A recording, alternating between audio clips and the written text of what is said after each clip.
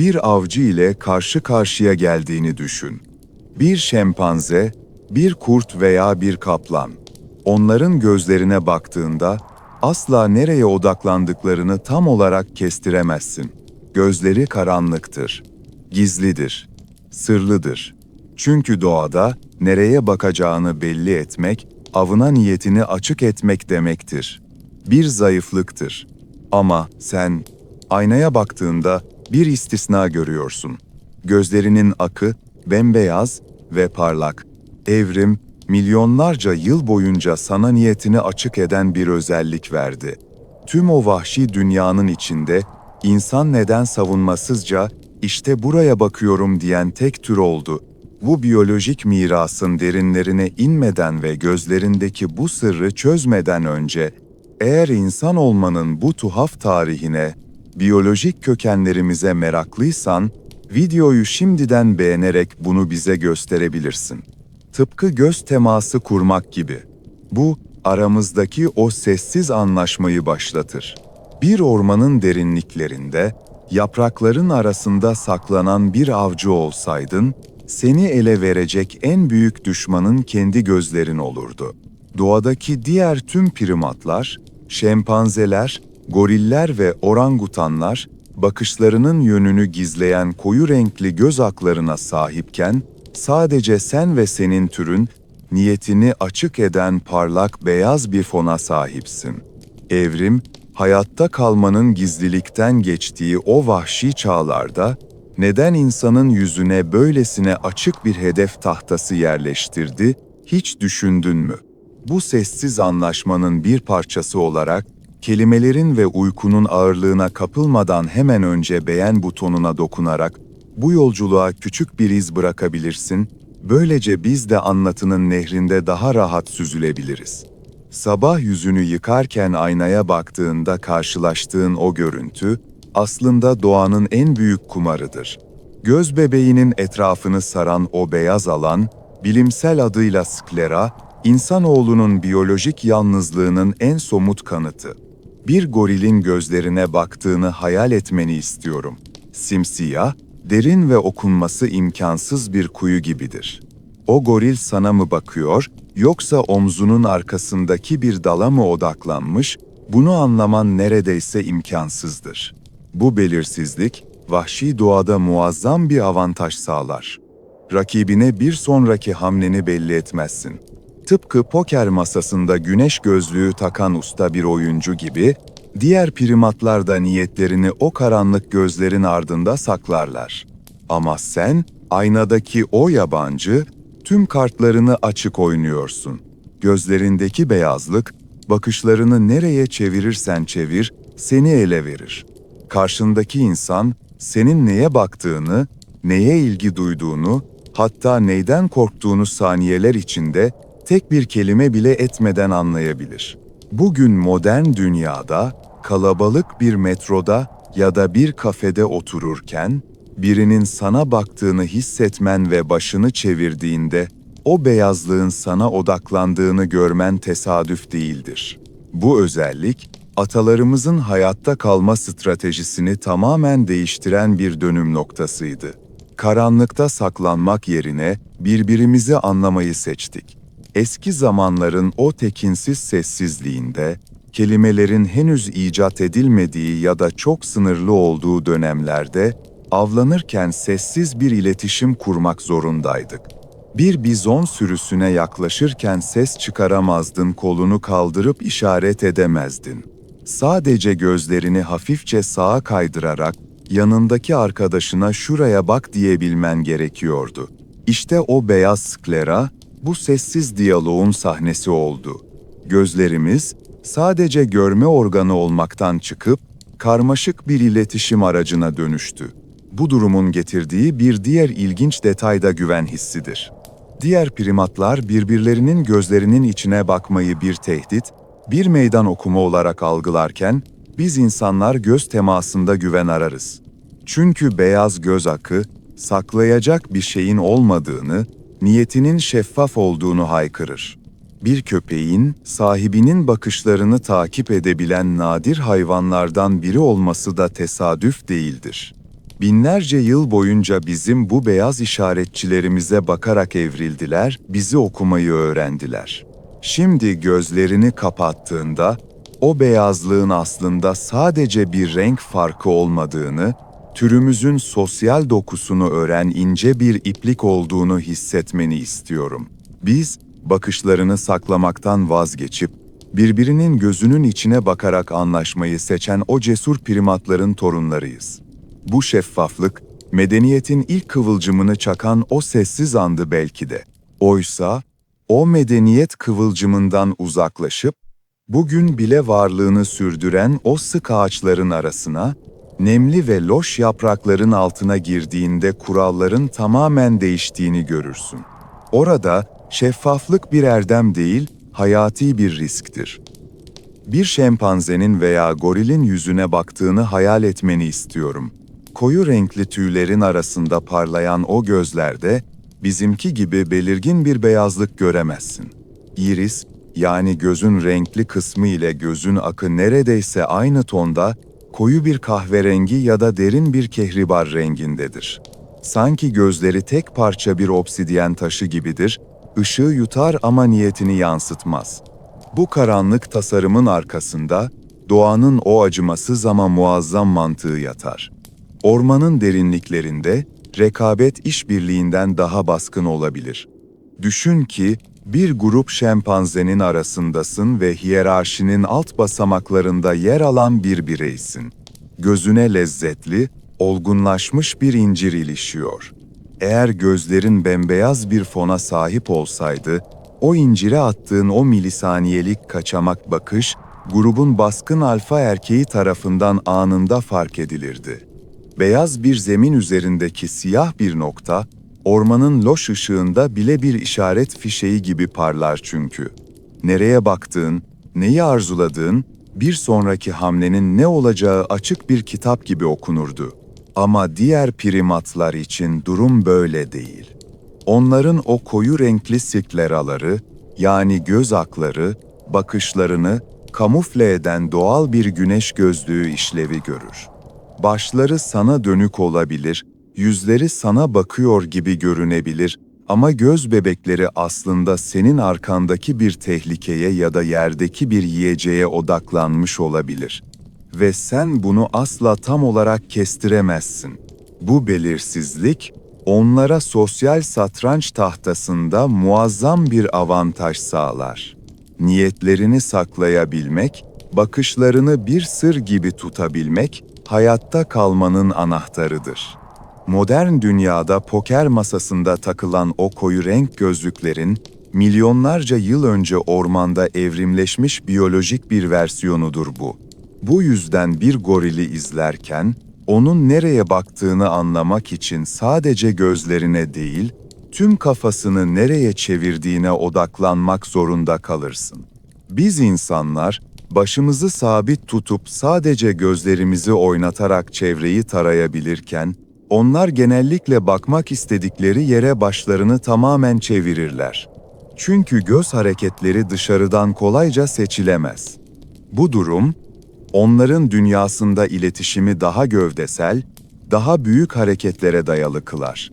Bizim o ince, sessiz ve sadece göz ucuyla yaptığımız anlaşmaların yerini orada daha kaba ve saklanması gereken dürtüler alır. Karanlık gözlerin yarattığı bu tekinsiz hissi sen de tanıyorsun aslında.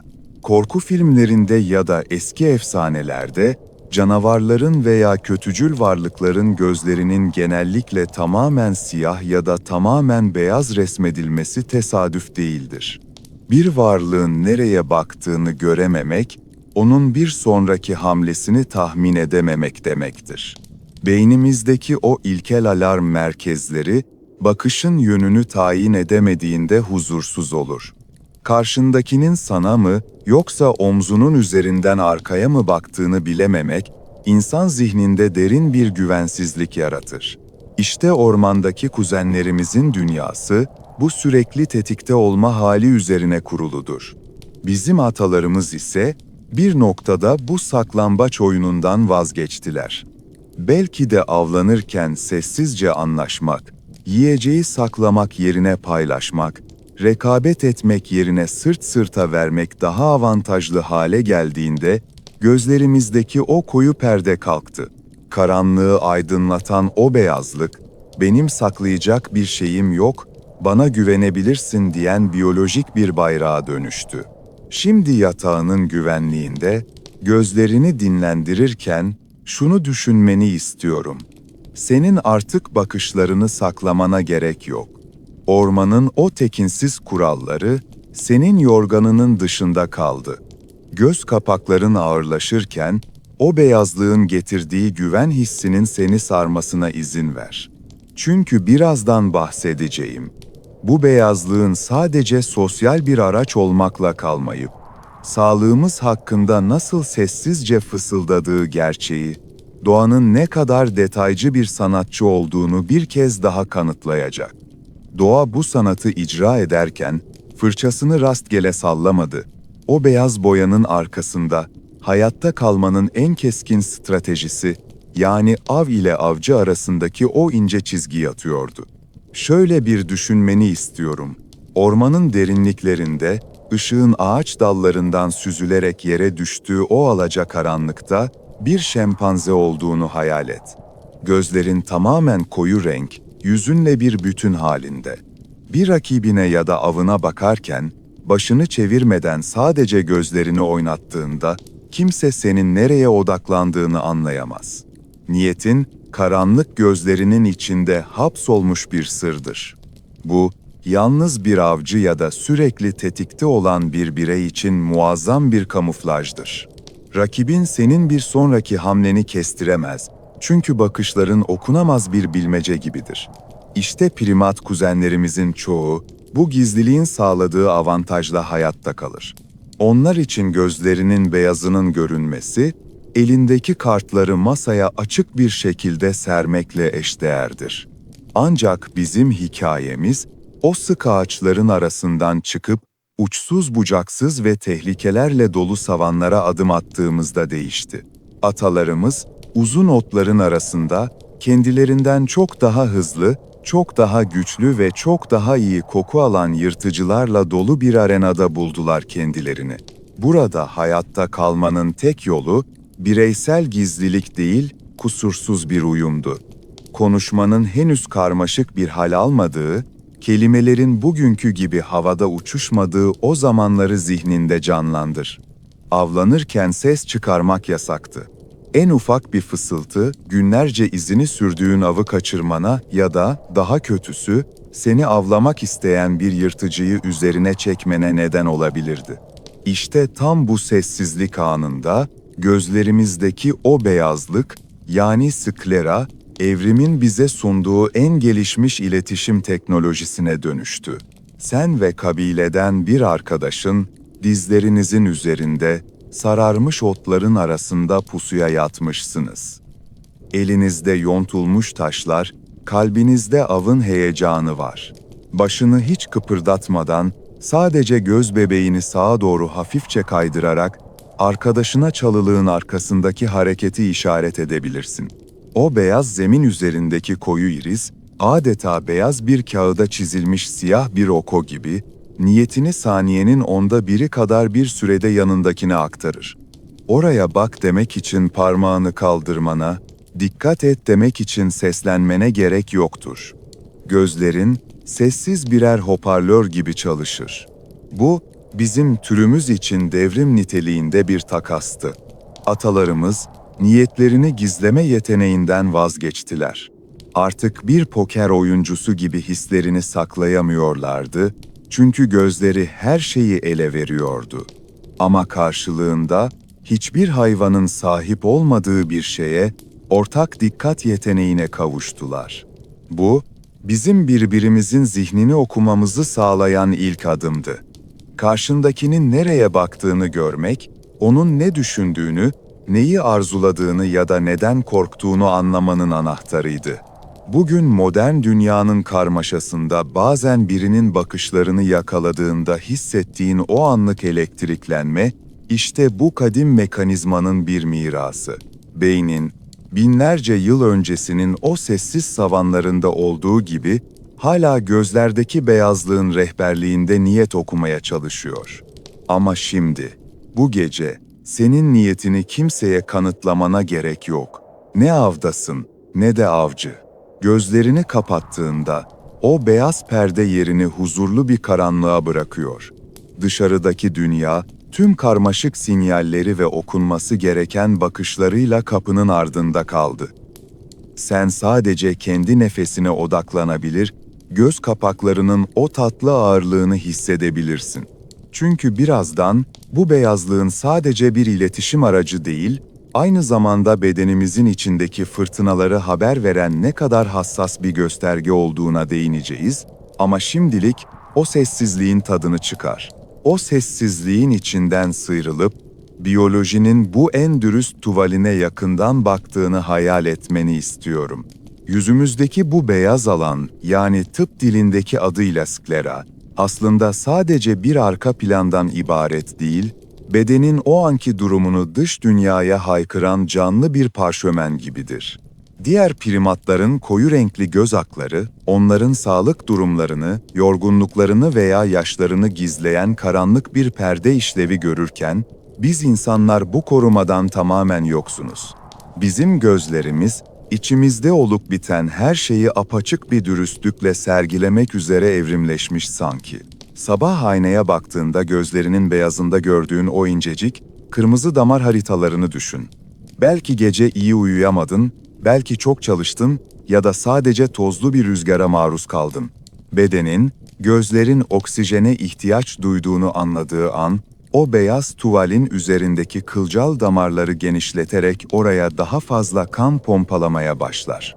Bu, senin kontrolün dışında gerçekleşen sessiz bir kurtarma operasyonudur. Bir şempanze ya da goril olsaydın, bu yorgunluk belirtisi koyu pigmentlerin ardında kaybolup giderdi. Orman kanunlarında zayıflık göstermek tehlikelidir çünkü. Ama biz insanlar, bu beyazlık sayesinde yorgunluğumuzu, hastalığımızı ya da hüznümüzü saklayamaz hale geldik. Bu şeffaflık, ilk bakışta bir dezavantaj gibi görünebilir. Ancak tıpkı bakışların yönünü belli etmek gibi, sağlık durumunu belli etmek de sosyal bir çağrıdır. Gözlerinin kızarması, kabilendeki diğer insanlara senin dinlenmeye ihtiyacın olduğunu, yardıma muhtaç olabileceğini fısıldayan sessiz bir sinyaldi binlerce yıl önce. Kelimeler icat edilmeden çok önce, gözünün beyazındaki değişimler senin adına konuşuyordu. Karşındaki insan, senin gözlerinin berraklığına bakarak ne kadar sağlıklı, ne kadar genç ya da ne kadar bitkin olduğunu saniyeler içinde analiz edebiliyordu. Hatta bu beyaz tuval, yaşımızın bile bir göstergesi olarak çalışır. Yeni doğmuş bir bebeğin gözlerine baktığında, o beyazlığın hafifçe maviye çaldığını fark edersin. Bunun sebebi, skleranın henüz çok ince olması ve altındaki damar tabakasının rengini yansıtmasıdır. Tıpkı incecik, zarif bir porselen gibi. Yaşlandıkça bu tabaka kalınlaşır. Yılların getirdiği toz ve güneşle birlikte o mavimsi berraklık yerini daha mat, bazen sarımsı bir tona bırakır. Her insanın gözündeki beyazlık, onun dünyada geçirdiği sürenin, gördüğü güneşin ve atlattığı fırtınaların bir kaydını tutar. Şimdi senin gözlerin kapalıyken bile, o beyaz doku çalışmaya, kendini onarmaya devam ediyor. Gün boyunca maruz kaldığı ışıktan, ekrandan ve tozdan arınmak için göz kapaklarının sağladığı o karanlık ve nemli sığınağa ihtiyacı var. Gözlerini her kırptığında, biyolojik bir silecek o beyaz tuvali temizler, nemlendirir ve bir sonraki bakışa hazırlar. Şu an hissettiğin o tatlı ağırlık, aslında bu temizlik işleminin en derin halidir. Göz kapakların, o hassas beyazlığı dış dünyanın sertliğinden koruyan yumuşak birer yorgan gibi üzerine örtüldü. Artık kimseye ne kadar yorgun olduğunu kanıtlamak zorunda değilsin, çünkü o beyaz perde indi ve sadece sen, kendi karanlığının huzurlu kıyısındasın. Ve o kıyıda dinlenirken, Aslında doğanın sana verdiği en sessiz ama en güçlü iletişim aracını da geçici bir süre için kapatmış oluyorsun. Göz kapaklarının ardında saklanan o beyazlık, sadece ışığı yansıtan bir doku değil, aynı zamanda kelimelere ihtiyaç duymadan konuşmanı sağlayan kadim bir işaret fişeğidir. Bunu zihninde canlandırmanı istiyorum. Konuşmanın henüz icat edilmediği, kelimelerin gırtlaktan dökülen kaba seslerden ibaret olduğu zamanlarda, hayatta kalmak için birbirimize muhtaçtık. İşte tam o noktada, gözünün beyazı devreye girdi. Karanlık bir irisin etrafını saran o parlak beyaz alan, bakışının yönünü belirginleştiren bir sahne ışığı gibidir. Eğer diğer primatlar gibi senin de göz akın koyu renkli olsaydı, nereye baktığını anlamak neredeyse imkansız olurdu. Bir şempanzeyi düşün. Onun gözleri, yüzündeki koyu tüylerin ve derinin arasında kaybolur. Nereye baktığını, hangi meyveyi kestirdiğini ya da hangi rakibi izlediğini saklamak ister. Çünkü onun dünyasında bakışlarını gizlemek, niyetini gizlemektir. Rekabet, belirsizlikten beslenir. Ama senin ataların, rekabet yerine işbirliğini seçtiği gün, o beyaz tuval genişlemeye başladı. Sanki doğa, insanın yüzüne yüksek kontrastlı bir harita yerleştirmiş gibi. Sen başını hiç çevirmeden sadece göz bebeklerini sağa kaydırdığında, yanındaki kişi bunu anında fark eder. Bu, sessizliğin içindeki en hızlı işaret dilidir. Uzun otların arasında, avlanırken ya da saklanırken, ses çıkarmanın ölümcül olabileceği o gergin anları düşün. Yanındaki arkadaşına çalılığın arkasındaki hareketi göstermek için parmağını kaldırmana bile gerek yoktu. Sadece gözlerini o yöne çevirmen, beyaz zemin üzerindeki o koyu noktanın yer değiştirmesi, bütün hikayeyi anlatmaya yetiyordu. Bugün modern orduların kullandığı karmaşık lazer işaretleyicilerden binlerce yıl önce, senin gözlerin aynı işlevi görüyordu. Bu donanım bugün bile sen farkında olmadan çalışmaya devam ediyor. Gürültülü bir odada, kalabalık bir masada sıkıldığında, karşındaki dostuna attığın o kısacık bakışı hatırla. Tek bir kelime etmedin. Dudakların kıpırdamadı. Ama gözünün beyazındaki o milimetrik kayma, buradan gitmek istiyorum ya da buna inanamıyorum cümlesini en uzun nutuktan daha net bir şekilde iletti. Beynimiz, karşımızdaki insanın göz beyazının oranını ve açısını hesaplamak için evrimleşmiş hassas bir geometri uzmanı gibi çalışır. İşte bu yüzden gözlerini kaçırmak, bir şey saklamanın evrensel işareti sayılır. Çünkü o beyazlık, dürüstlüğün ve açıklığın biyolojik kanıtıdır. Bakışlarını birine diktiğinde, niyetim bu, saklayacak bir şeyim yok, benimle aynı yere bakmanı istiyorum dersin. Diğer primatlar, bu açıklığı bir zayıflık olarak görürken, insan bunu en büyük gücüne, yani topluluk olabilme yeteneğine dönüştürdü. Şimdi yastığına biraz daha gömülürken, gün boyunca kaç kez bu sessiz dili kullandığını düşün. Belki birine yol verirken, belki bir tehlikeye işaret ederken, belki de sadece birini onaylarken. O beyaz porselen tabaka, sen hiç sesini yormadan senin adına konuştu durdu. Ama şimdi, o işaret fişeklerinin de dinlenme vakti geldi.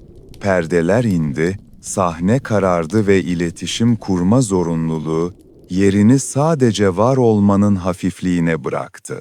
Ve bu hafifliğin içinde, zihnin o karanlık sahneden yavaşça sıyrılıp, zamanın binlerce yıl öncesine, rüzgarın sert estiği açık bir bozkıra sürüklendiğini hayal et. Ayaklarının altında çıtırdayan donmuş otların sesi ve ciğerlerine dolan o keskin, soğuk hava var. Yanında kabilenden 5 kişiyle birlikte yere sinmiş durumdasın. Karşınızda bir apartman dairesi büyüklüğünde, nefesi havada buharlaşan devasa bir yünlü mamut duruyor. İşte tam bu anda insan olmanın o tuhaf biyolojik avantajı devreye giriyor. Ses çıkaramazsın. En ufak bir fısıltı, tonlarca ağırlığındaki bu devi üzerinize koşturabilir ya da onu sonsuza dek kaçırmanıza neden olabilir. Bugün ofiste birine sessizce işaret etmek için kullandığın o mekanizma, o gün hayatta kalıp kalmayacağını belirleyen tek şeydi.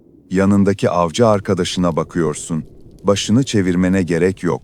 Sadece göz bebeklerini hafifçe sağa, mamutun savunmasız arka bacağına doğru kaydırıyorsun. Gözünün beyaz kısmı, o kireç taşı rengindeki sklera, koyu renkli irisinin üzerinde bir işaret fişeği gibi parlıyor. Eğer gözlerin bir gorilinki gibi tamamen koyu renk olsaydı, arkadaşın senin nereye baktığını anlamak için yüzüne iyice yaklaşmak zorunda kalırdı. Oysa şimdi, metrelerce öteden bile senin niyetini okuyabiliyor. Beyaz zemin üzerindeki o küçük siyah nokta, lazerle işaretlenmiş bir hedef gibi net. Bu sessiz koreografiyi hissetmeni istiyorum. Kelimeler icat edilmeden çok önce biz gözlerimizle konuşuyorduk. Sen sadece gözlerini kısıp sağa baktığında, yanındaki kişi senin "ben sağdan dolanacağım, sen dikkatini dağıt" dediğini anlıyordu. Bugün modern orduların kullandığı karmaşık tesis sistemleri yoktu ama onlardan çok daha hızlı işleyen bir optik iletişim hattınız vardı. Diğer hayvanlar, avlarına yaklaşırken gözlerini gizlemek zorundadır. Bir kaplanın gözleri, çalılıkların arasında parlamasın diye kısıktır ve beyazı görünmez. Onlar için gözün görünmesi bir risktir. Ama insan için gözün görünmesi, işbirliğinin anahtarıdır. Biz avcıyken bile, gizlenmekten çok birbirimizle iletişim kurmaya odaklandık. Çünkü tek başımıza zayıftık, ama gözlerimizle kurduğumuz o sessiz ağ sayesinde yenilmez oluyorduk. Mamut'un o kalın kürkünün ardındaki kasların hareketini izlerken, yanındakinin korkusunu da gözünün beyazındaki o genişlemeden anlıyordum. Adrenalinle büyüyen göz bebekleri, beyaz alanı daraltıyor ve "sana hazırım ama korkuyorum" diyordu. Bu dürüstlük, grubun birbirine güvenmesini sağlıyordu. Yalan söyleyemeyen bir organa sahip olmak, sırtını dayadığın adamın seni bırakıp kaçmayacağının garantisiydi. Şimdi yatağının sıcaklığında, o soğuk bozkırı ve gerilimi geride bırakırken, sahip olduğun bu donanımın ne kadar eski bir miras olduğunu düşün. Gözlerindeki o beyazlık, sadece bir renk farkı değil. O, atalarının en soğuk gecelerde, en büyük tehlikelerin karşısında birbirlerine "buradayım, seni görüyorum ve anlıyorum" diyebilmesinin yoluydu. Bugün sen uykuya dalarken göz kapakların yavaşça kapandığında, aslında binlerce yıldır açık duran ve insanlığı birbirine bağlayan o beyaz perdeyi dinlendiriyorsun. O perde görevini yaptı, mesaj iletildi. Artık sadece karanlığın huzurlu kucağına, o güvenli sessizliğe dönme vakti. Senin ise böyle bir lüksün yok. Doğanın sana bahşettiği o parlak beyaz zemin, üzerindeki en ufak bir hareketi bile kilometrelerce öteden okunabilir kılar. Gözlerin, bembeyaz bir kar örtüsünün üzerine düşmüş siyah bir taş kadar belirgindir. Karşındaki insanla konuşurken gözün milimetrik bir açıyla sağa kaydığında, beynin bunu istem dışı yapsa bile, karşındaki kişi senin dikkatinin dağıldığını ya da bir şey sakladığını o an hisseder. Bu yüzden insanlar arası iletişimde dürüstlük, sadece ahlaki bir tercih değil, anatomik bir zorunluluktur. Bedenin seni şeffaf olmaya zorlar. Bugün modern dünyada poker masalarında takılan o koyu renkli gözlükleri ya da bir suçlunun sorgu sırasında yere bakmasını düşün. Tüm bunlar, o beyaz alanın ihanetinden kaçma çabalarıdır. Güneş gözlüklerinin ardına sığınmak, aslında biyolojik olarak atalarımızın o karanlık gözlü, okunamaz geçmişine duyulan kısa süreli bir özlemdir. Gözlerini gizlediğinde, niyetini de gizlemiş olursun ve tekrar o vahşi ormandaki gibi tahmin edilemez bir canlıya dönüşürsün. Ama gözlükler çıktığında, sosyal sözleşme yeniden başlar. Bu şeffaflık, ilk insanların karmaşık av planları yaparken, sessizce anlaşabilmesini sağlayan yegane güçtü. Ormanın derinliğinde, çıt çıkarmanın ölüm anlamına geldiği bir anda, avcılardan biri sadece gözlerini hafifçe sola devirerek çalılığın arkasındaki tehlikeyi işaret edebilirdi. Parmakla göstermeye, Kol sallamaya gerek yoktu. Beyazın üzerindeki o koyu noktanın hareketi, en gürültülü çığlıktan daha net bir komuttu.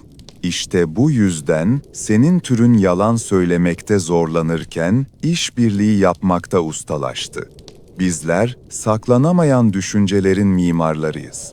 Şu an yastığının yumuşak dokusunu yanağında hissederken bu biyolojik yayının sona erdiğini bilmenin rahatlığını yaşa. Gün boyu etrafına sinyaller gönderen, niyetini, yorgunluğunu, neşeni ya da bıkkınlığını o beyaz fon üzerinde sergileyen gözlerin artık kendi içine dönüyor. Göz kapakların ağırlaştıkça o sürekli açık olan iletişim hattı kesiliyor. Artık kimse nereye baktığını, zihninden nelerin geçtiğini göremez. Sahne ışıkları söndü, perde kapandı. Şimdi o beyazlığın ardındaki karanlıkta sadece senin bildiğin, kimseyle paylaşmak zorunda olmadığın o huzurlu rüyaların zamanı başlıyor. Ancak gün doğduğunda ve o kapaklar yeniden aralandığında, ataların çok daha riskli bir oyunun parçası olmak zorundaydı. O karanlık perdenin kalkmasıyla ortaya çıkan beyaz alan, aslında doğadaki en büyük savunmasızlık beyanıdır ve aynı zamanda güvenin, o soyut kavramın et ve sinirden oluşmuş en somut kanıtıdır. Düşünmeni istiyorum. Bir ormanın kenarında duran iki ilkel canlıyı. Biri, gözlerinin tamamı koyu renk olan bir şempanze, diğeri ise göz bebeği parlak bir beyazlıkla çevrili bir insan. Şempanze, başını hiç kıpırdatmadan, sadece göz bebeklerini kaydırarak senin arkandaki meyveye veya yaklaşan tehlikeye bakabilir. Onun nereye odaklandığını, bir sonraki hamlesinin ne olacağını asla kestiremezsin. Göz bebeği, o koyu renkli okyanusun içinde bir hayalet gibi gizlenir. Bu, rekabetin, avlanmanın ve bireysel hayatta kalmanın getirdiği mükemmel bir kamuflajdır. Niyetini saklamak, doğada genellikle uzun yaşamanın anahtarıdır. Ama sen ve senin ataların bu muazzam avantajı bilerek ve isteyerek terk ettiniz. Evrimsel bir kumar masasında elinizdeki en güçlü blöf kartını yere bıraktınız. Nedenini şimdi yatağının güvenli sıcaklığında daha iyi anlayabilirsin. Çünkü senin türün saklanmak yerine anlaşılmayı seçti. Bu şeffaflık ilk bakışta bir zayıflık gibi görünebilir. Bir avcı için dezavantajdır. Ama bir topluluk için harç görevi görür. Ateşin etrafında toplanan o ilk insanları hayal et. Kelimelerin henüz bugünkü kadar keskin olmadığı zamanlarda, bir annenin tehlike anında bebeğine bakışı, bir liderin av sırasında ufuk çizgisine odaklanışı, yanındakiler tarafından saniyesinde ve hatasız anlaşılırdı. Diğer primatlar sadece başın döndüğü yöne bakarken, senin türün sadece gözlerin hareketini takip etme yeteneği geliştirdi. Bu, zihin okumanın en ilkel ve en saf halidir. Bugün birisiyle konuşurken güneş gözlüğü taktığında hissettiğin o hafif huzursuzluğu hatırla. Karşındakinin nereye baktığını görememek, beyninin en eski alarm merkezlerini hafifçe gıdıklar. Çünkü binlerce yıldır kodlarına işlenmiş olan o güven sözleşmesi askıya alınmıştır.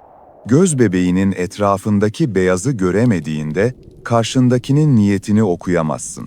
İşte bu yüzden gözlerini kaçırmadan birine bakabilmek, dürüstlüğün evrensel simgesi haline gelmiştir. Bu kültürel bir öğrenme değil, genetik bir zorunluluktur. Şu an sen, bu güven ağının güvenli kollarında dinleniyorsun. Gün boyunca o beyaz ekran üzerinden dünyaya niyetlerini, ilgini ve dürüstlüğünü yayınladın. İnsanlarla kurduğun her göz temasında, farkında bile olmadan o kadim sözleşmeyi yeniledin. Ben buradayım. Saklayacak bir niyetim yok. Bakışlarım açık dedin. Bu sürekli yayın, bu sürekli şeffaflık hali, zihni yoran ama toplumu ayakta tutan o görünmez tutkaldır.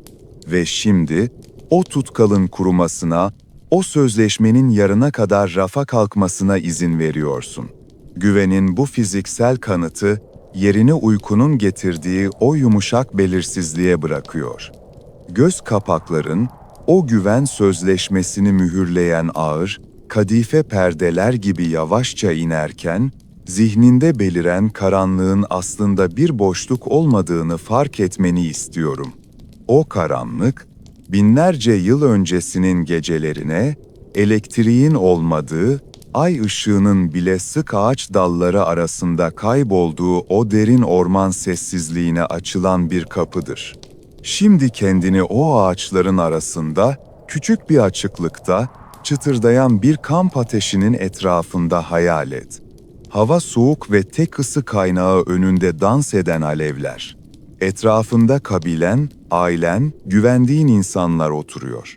İşte tam bu noktada, insan gözünün beyazı, yani sklera, evrimsel sahneye en dramatik girişini yapar. Çünkü karanlık çöktüğünde ve sadece titrek bir ateş ışığı kaldığında, yüz ifadeleri silikleşir, dudakların kıvrımları gölgelerde kaybolur. Ancak gözler, o beyaz zemin sayesinde, ateşin cılız ışığını bile yakalayarak parlamaya devam eder. Yanındaki arkadaşının yüzüne baktığını düşün. Eğer onun gözleri, tıpkı ormanın derinliklerindeki diğer primat kuzenlerimiz gibi tamamen koyu renkli olsaydı, o loş ışıkta nereye baktığını asla kestiremezdin. Bakışları karanlığın içinde erir, niyeti bir sır olarak kalırdı. Oysa ateşin yansıması, o beyaz tabaka üzerinde dans ederken, sana sessiz ama hayati bir bilgi akışı sağlar. Arkadaşın başını çevirmeden, sadece gözlerini hafifçe sola kaydırdığında, o beyazlık karanlıkta bir işaret fişeği gibi parlar. Sen de gayri ihtiyari, hiçbir sözcüğe ihtiyaç duymadan aynı yöne bakarsın. Belki çalıların arasında bir hareket, belki yaklaşan bir tehlike, belki de sadece rüzgarın kırdığı bir dal. Gözlerin açıkken, bu yüzden sürekli bir yayın halindesin. İstemesen bile, gözlerin etrafındaki herkese neyle ilgilendiğini, ne hissettiğini, dikkatinin nerede olduğunu haykırıyor. Bu beyazlık, sürekli yanan bir açık tabelası gibi. Zihnin, başkalarının senin nereye baktığını takip ettiğini bilmenin verdiği o hafif ama sürekli sosyal baskıyı her an taşıyor. Modern dünyanın ışıkları altında bu sinyal hiç susmuyor. İşte şimdi, göz kapaklarının yavaşça birbirine kavuştuğu o anın kıymetini daha iyi anlayabilirsin. Kapaklar indiğinde o beyaz perde örtülür. Artık sinyal kesilmiştir. İnsan olmanın getirdiği o sürekli iletişim kurma, niyetini belli etme, anlaşılma ve anlatma zorunluluğu, kirpiklerinin birbirine değmesiyle son bulur. Karanlığın içinde, artık ne bir şempanzeden farkın vardır ne de bir heykelden. Göz kapaklarının ardında, hepimizin göz rengi aynıdır. O kadife karanlıkta, göz akının beyazlığı ya da irisin rengi anlamını yitirir. Sadece sıcak, homojen bir dinlenme hali kalır. O eski, ilkel ormandaki gibi saklanmana gerek yoktur, çünkü seni gözetleyen bakışlar artık dışarıda kalmıştır. Bu karanlık boş değil, aksine korunaklı. Göz kapaklarının üzerindeki o ince damar ağının içinde dolaşan kanın sıcaklığını hissetmeni istiyorum. Bu, seni canlı tutan ama aynı zamanda dünyadan ayıran o incecik duvar. Şempanzelerin saklamak için koyu renkli gözlere ihtiyaç duyduğu o güvenlik hissini, sen sadece gözlerini kapatarak elde ediyorsun. Doğa sana, dilediğin zaman görünmez olma, dilediğin zaman niyetlerini kendine saklama anahtarını bu şekilde vermiş. Ve böylece, insan olmanın, birbirimizin gözlerinin içine bakabilmenin ve o beyazlıktaki sessiz güveni hissedebilmenin hikayesini şimdilik tamamlıyoruz. Düşününce ne kadar tuhaf, değil mi? Milyonlarca yıllık evrimsel kaosun, vahşi ormanların ve hayatta kalma savaşlarının sonunda, en büyük gücümüz pençelerimiz, dişlerimiz veya hızımız olmadı. En büyük gücümüz, gözlerimizde taşıdığımız o küçük, savunmasız beyaz boşluktu. Birbirimizi anlamamızı sağlayan, niyetimizi gizlemek yerine açık etmeyi seçen o cesur beyazlık. Bu gece, bu videonun başında belki sadece bir uyku aracı olarak buradaydın. Ama şu an, O antik atalarımızın mirasına, onların sessizliğine ortak oldun. Gözlerimiz, uyanıkken dünyayı ve birbirimizi anlamak için var. Ancak zihinlerimiz dinlenmek, işlemek ve iyileşmek için karanlığa, göz kapaklarının ardındaki o huzurlu sığınağa muhtaç. Eğer şu ana kadar benimle kaldıysan, sesim sana ulaşıyorsa, sen de bu antik kamp ateşinin etrafındaki kabilenin bir parçasısın demektir. Bizim kabilemiz, modern dünyanın gürültüsünden kaçıp, tarihin o tozlu ve sessiz patikalarında yürümeyi seçenlerin kabilesi. Şu an senden küçük bir ricam var. Tıpkı atalarımızın mağara duvarlarına el izlerini bırakarak, ben buradaydım, ben yaşadım, ben gördüm dedikleri gibi. Sen de bu dijital mağaranın duvarına bir iz bırak. Aşağıdaki yorumlar kısmı bizim modern mağara duvarımız. Oraya sadece bir nokta bile koysan, hissettiğin bir düşünceyi, nereden katıldığını ya da sadece iyi geceler dileğini yazsan. Bu, senin de bu ateşin başında oturduğunun, bu hikayeyi dinlediğinin bir kanıtı olacaktır. Yorumun, bu sonsuz dijital evrende senin ayak izin olacak. Onları okuyacağım. Tıpkı eski bir yazıtı okuyan arkeolog gibi. Orada olduğunu bilmek, bu hikayeleri anlatmaya devam etmem için bana güç verecek. Ve eğer bu sakinliği, bu bilgiyi ve bu dinginliği paylaşmak istediğin biri varsa, belki uykusuzluk çeken bir dostun, belki tarihin gizemine meraklı bir yakının. Bu hikayeyi onlarla da paylaş. Çünkü evrim, bilginin ve hikayelerin paylaşılmasıyla bizi buraya getirdi. Yalnız bir insan zayıftır. Ama hikayelerini paylaşan bir topluluk zamanı yener. Bu videoyu sevdiklerinle paylaşmak, o eski zamanlarda ateşin korunu bir başkasına verip, onun da ısınmasını sağlamak gibidir. Henüz yapmadıysan, beni, yani sesimi, bu kanalın anlattığı hikayeleri tekrar duymak istersen, o küçük abone ol butonuna dokunman yeterli. Bu bir zorunluluk değil elbette. Sadece bir davet. Gelecek videolarda tarihin daha derin, daha az bilinen ve daha gizemli koridorlarında dolaşmaya devam edeceğiz. Neden? Rüya gördüğümüzden, unutulmuş medeniyetlerin sessiz çığlıklarına kadar anlatacak çok hikayemiz var. Kabilemize kalıcı olarak katılmak, ateşin başında yerini ayırtmak istersen, kapımız sana her zaman açık. Abone olduğunda, aslında şunu söylemiş oluyorsun, bir dahaki sefere ateş yakıldığında beni de uyandır.